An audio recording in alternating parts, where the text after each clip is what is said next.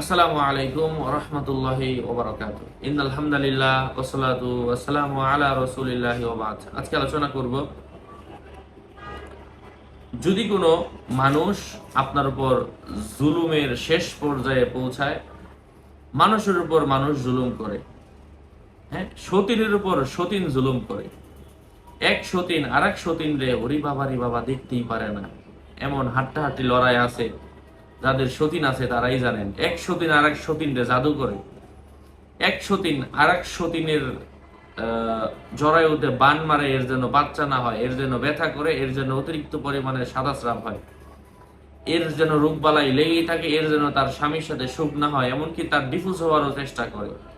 সতীন সতীনে ঝগড়া, মারামারি, লড়াই, হিংসা প্রতিহিংসা, তারা এই আমলটা করতে পারেন ইনশাআল্লাহ। যখনই জুলুম করে, জুলুমের তীব্র পর্যায়ে পৌঁছার আশঙ্কা থাকে, তখন যার উপর জুলুম করা হয় সেই যদি পাঠ করে, আল্লাহ তার দোয়া সরাসরি শুনেন। আল্লাহ পাক বলেছেন, ইন্নাল্লাহা মা'আস সাবিরিন, আমি আল্লাহ ধৈর্য ধারণকারীদের সাথে আছি। আপনি ধৈর্য ধারণ করেছেন, আল্লাহ আপনার সাথে আছেন।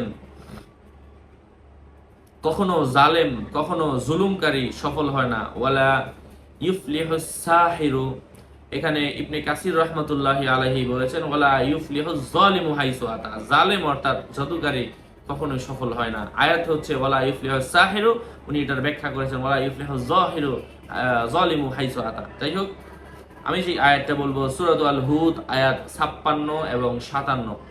এই দুইটা আয়াত কোন নারী, অর্থাৎ যেই নারীর উপর জুলুম করা হয়, সে বড় বউ হইতে পারে, ছোট বউ হইতে পারে, 3 নাম্বার আর 4 নাম্বার বউ হইতে পারে, যে কেউ হোক না কেন, যদি এক বউ আর এক বউয়ের উপর জুলুম করে, যে পিছনে নিচে পড়ে জ্বলতেছে, হ্যাঁ, যার উপর জুলুম করা হচ্ছে, যাকে তাড়িয়ে দেওয়ার চেষ্টা করা হচ্ছে, তো ওই নারী যদি আল্লাহ পাকের কাছে প্রত্যেক দিন এই আয়াতটা 3 বার করে পাঠ করে, ওর সংসার টিকবে, ওর উপর আর অন্যজন, বড়জন অথবা ছোটজন আর অত্যাচার করতে পারবে না। কোরআনের এই আয়াত দিয়ে আমি সমাধান দিয়ে দিব, এবং এটা আপনি লিখে নিজের সাথে রাখেন অথবা নিজের ঘরে রাখেন। কোরআন আয়াত লিখলে শিরিক হয় না ইনশাআল্লাহ। আর 10টা হুজুরের কাছে যাইতে হবে না যে সতীন আমারে বান মারে আর জাদু করে, হ্যাঁ, আমাদের উপর অত্যাচার করে। সব কিছু থেকে আল্লাহ এই 2টা আয়াতের মাধ্যমে প্রোটেকশন রেখেছেন। ওযু করে পবিত্র অবস্থায় যে কোনো দিন এশার নামাজের পরে কেবলা দিকে ফিরে পবিত্র অবস্থায় মিশক আম্বর জাফরান দিয়ে আমি যেই আয়াত 2টা বলবো, এই 2টা লিখে নিজের ঘরে রেখে দিবেন। ইনশাআল্লাহ আপনার এই সমস্যাগুলো আর হবে না। সে আপনার উপর আর জুলুম, অত্যাচার, সতীনের লড়াই, মারামারি আর করতে পারবে না। যদি সে চলে আসবে আপনার আয়ত্তের নিয়ন্ত্রণে, আপনার আয়ত্তে ইনশাআল্লাহ। যাই হোক, আয়াতটা বলে দিচ্ছি। আউযু বিল্লাহি মিনাশ শাইতানির রাজীম। ইন্নী তাওয়াক্কালতু আলাল্লাহি রাব্বি ওয়া রাব্বিকুম মা মিন দাব্বাতিন ইল্লা হুয়া আখিযুম বিনাসিয়াতিহা ইন্না রাব্বি আলা সিরাতিম মুস্তাকিম। فإن تولوا فقد أبلغتكم ما أرسلت به إليكم ويستخلف ربي قوما غيركم ولا تضرونه شيئا إن ربي على كل شيء حفيظ। এই আয়াতটা আপনারা পাঠ করেন, স্বয়ং আল্লাহ সুবহানাহু ওয়া তাআলা আপনাদেরকে বিপদ আপদ থেকে, জুলুম থেকে, অন্যায় থেকে, অবিচার থেকে রক্ষা করবেন। এবং এটা লিখে রাখুন, যে কাজ এটা পাঠ করতে থাকেন দৈনিক 3 বার করে, এবং লিখে রেখে দেন একবার, আর সে ক্ষতি করতে পারবে না। এই জাতীয় রুকাইয়ার কিতাবগুলা, মানে ওজিফার কিতাবগুলা যারা প্রয়োজন, আমার সাথে কথা বলে নিয়ে নেবেন।